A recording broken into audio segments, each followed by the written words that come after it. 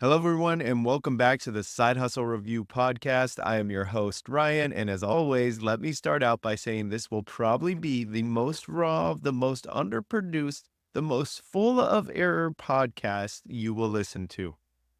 I'm recording this late at night, squeezing it in between my dad duties, a full-time job, and running my own side hustles. But that's exactly why this podcast exists, to show you that you can start your own side hustle or business, even when life feels packed.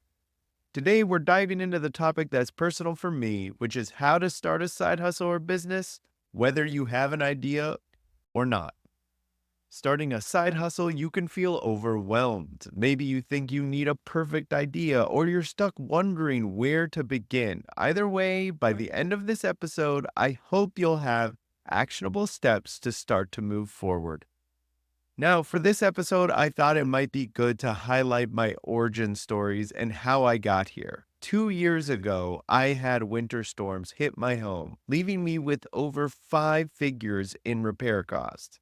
I knew I was going to incur debt, which, by the way, I still have, and I needed a way to bring in extra income fast, or at least I wanted to. So, like many of you, I started Googling side hustles. I found all these claims about making thousands a week doing things like pinning affiliate links to Pinterest or running baseless YouTube channels or starting a dropshipping store. I actually tried a few of them and quickly realized that they weren't as simple as advertised. Worse, I noticed that the creators were often just repeating the same script just to sell an overpriced course. That's when I decided to start documenting the reality of these side hustles. I wanted to show people what works, what doesn't. At first, I thought I might reach a few thousand people and help them. But within 5 months, I had 100,000 followers on TikTok. Fast forward to today, I've grown to over 500,000 followers across my various platforms. But here's the thing, I'm not even profitable yet. I still have a 9 to 5 job, and side hustle reviews is something I just work on in the evenings. And honestly, I'm still figuring things out. I don't have a clear idea of what this is becoming or even exactly what I'm doing yet. But I do have a focus, and that's helping people. I believe if I can keep at it and keep getting my reps in, the right direction will come.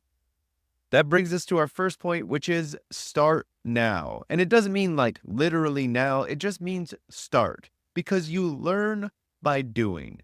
Starting is the best way to figure out what works. For example, when I launched Side Hustle Review, that clean TikTok channel, I knew nothing about creating content on TikTok or its algorithm. But I started posting anyway, and every video taught me something new. You also need to understand that there is no perfect time to start. Life is always busy. When the storm hit my house, I could have waited till things settled down, but I didn't. And honestly, if I'd waited, I wouldn't be here. Waiting often leads to inaction. So start messy and refine as you go, like I'm doing. Now, this is usually where I'd plug a sponsor, but as I've told you, I am not profitable and I don't have any sponsors, but I do want to give a shout out to Future Money Co. If you haven't checked them out, it's an incredible way to save for your child's future, and I wish I started sooner. So make sure you check them out. It's Future Money Co. And if anybody owns a business out there and is listening, I just want you to know I'm available. Now, if you're listening to this, you're probably in one of two camps. You either have an idea, but don't know how to start, or you don't have an idea, but you want to start something. Let's first focus on if you have an idea. Let's say you have an idea which is selling funny fishing t-shirts. They'll have funny phrases on them like, I'm hooked on fishing, but I'm lured by beer, or something like that. Here's some of the things you need to do when you go to approach it. First, you want to validate your idea. You don't want to just assume people want these shirts. You want to start to see if there's demand for them. One tool you can use is called Google Trends. You can find this at trends.google.com to see if there's demand. What this tool does is show you what people are searching for if you put in a search term. So if you put in something like funny fishing t-shirts, it will show you how many people are searching for that over time. You can put it over the last 3 months, you can do it over the last year, or you can even go 5 years. If you see this trending up, that's great. Even if you see it flat, might be opportunity. You still want to just use these tools to see if there's interest rising or if there's demand, things like this. Now, funny fishing shirts might be too broad of a term, so you might want to get more narrow. And as you get narrow, you may find that there's no data on Google Trends. That doesn't mean you stop there. You would check Etsy, Amazon Handmade to see if there's other products there and just what the review count is. Overall, just see if there's demand. Now, if you found enough data to show that, hey, this is worth kind of exploring, the best is to start small. You don't want to overinvest and just go all ham in. You want to just sprinkle some opportunity out there and see what happens. So don't spend thousands of dollars on inventory up front. Maybe you find a tool like Print on Demand service, something like Printify. These platforms will allow you to upload your design and only produce a shirt when someone orders it. This minimizes your risk. So what you would do is upload a few designs and then promote them on social media like Instagram or TikTok and show yourself wearing the shirt or make funny videos about it. Start to learn what you're going to need to do to promote this product. I would refrain from spending much on ads, and you really want to figure out how you can stand out in organic ways. This just helps you mitigate risk. Now, if you do find that some of your organic content is super popular, it might be a good time to invest. But if you're not in that situation, you're just going to want to do some research on how to get more organic views on these products. There'll be tons of ways you can learn this through various YouTube videos, or you can go to Skillshare or Coursera to learn the basics of digital marketing and figure out what you're doing. Your third step is learn as you go. Every step, designing the t-shirts, promoting them, or responding to customer feedback teaches you something. The key to starting is you want to make it as flexible as possible. You want to see what designs work, what don't, and you want to tweak these things as you're going. Starting small gives you the room to make mistakes and improve. So again, if you have an idea, here are the 3 things you want to do. You want to validate your idea. You want to start small once you validated it, and you want to learn as you go. So I don't recommend overinvesting until you've done these things because it's just going to help you in the long run and helps you mitigate risks. Now, let's say you don't have an idea, but you really want to start something on your own. That's totally fine. The best thing you can do is focus on your passions or curiosities. We all have something we can do or research for hours without getting bored. That's often where magic happens. Most successful entrepreneurs didn't start with a perfect plan. They found a problem within something they cared about and set out to solve it. For example, are you into fitness? You might notice a lack of affordable personal training services in your area. Or do you love gardening? Maybe you can create custom planter boxes for small spaces. What you want to do is spend time researching your interests, or while you're going out and doing your passions or interests, you may come across a problem or know of a problem that always exists. Instead of just shrugging at these problems, you may want to start to dive deep on how you might solve it. A pro tip is to pay attention to what frustrates you. Frustration often signals an opportunity to create something better. And remember, you don't need all the answers up front. Just start exploring and the path will start to unfold. And the second thing you should remember is it's not always a product, it could also be a service. You just need to start exploring and keep on going, and eventually things will come about. Now, this is a second place I want to give a shout out to a non-sponsor, which is Descript. If you're watching this right now or listening to it, this was actually completely edited by Descript. I know nothing about editing, and I was super intimidated to start a podcast, but I started exploring with Descript, and it was so easy to use, I could not believe it. I definitely recommend it as something you should try if you're looking into doing YouTube videos or doing podcasts.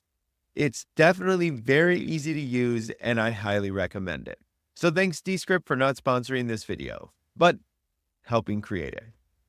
Another tip when you're just starting out or figuring out how to start your side hustle is you need to shift your mindset and really understand you want to bet on yourself.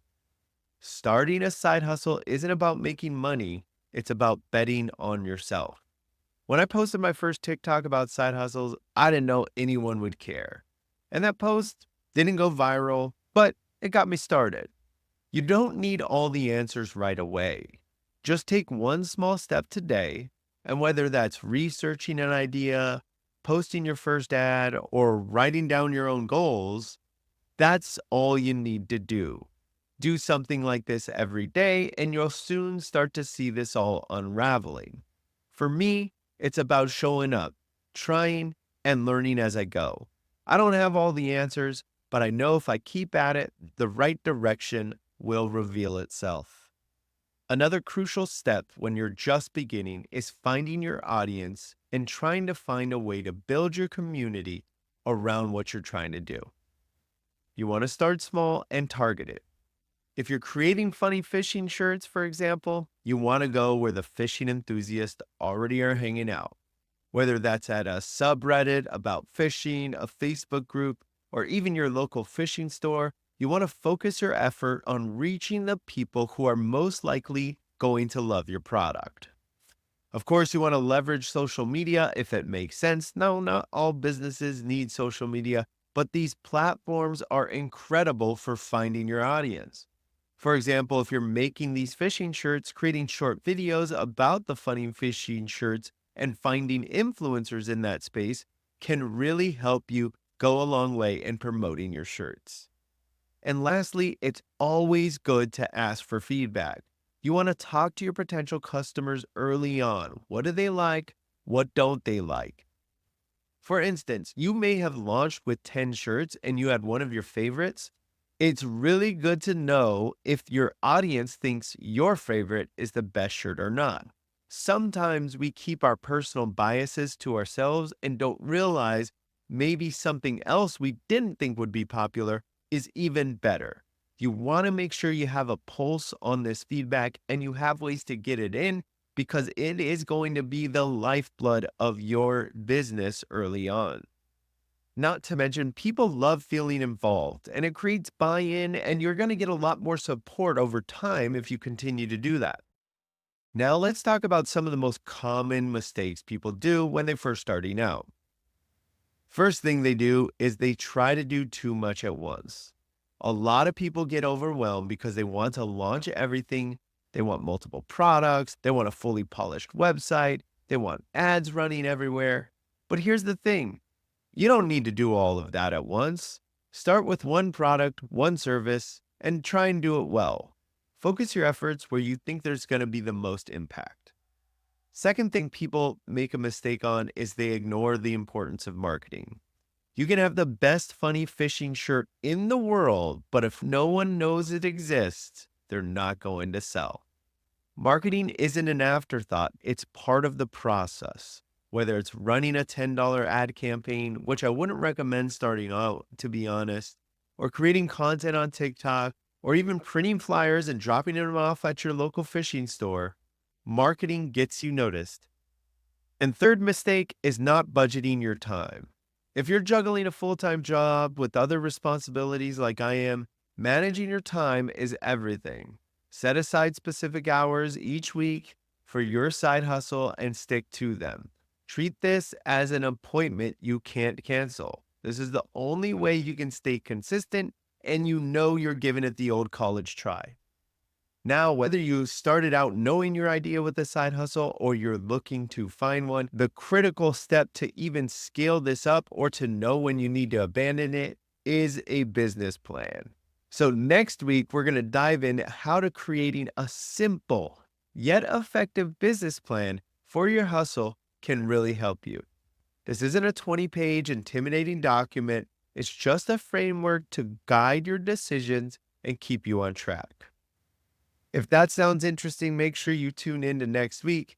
And in the meantime, if you enjoyed this episode, please like, subscribe, leave a comment. It all helps the algorithm. And more than importantly, as I mentioned, I want to hear your feedback as well. If you're on Spotify, make sure you leave me a 5-star review. That really would mean the world to me. And remember, I'm just at the beginning of this podcast journey, so having you here is more special than anything. Until next week, guys, peace.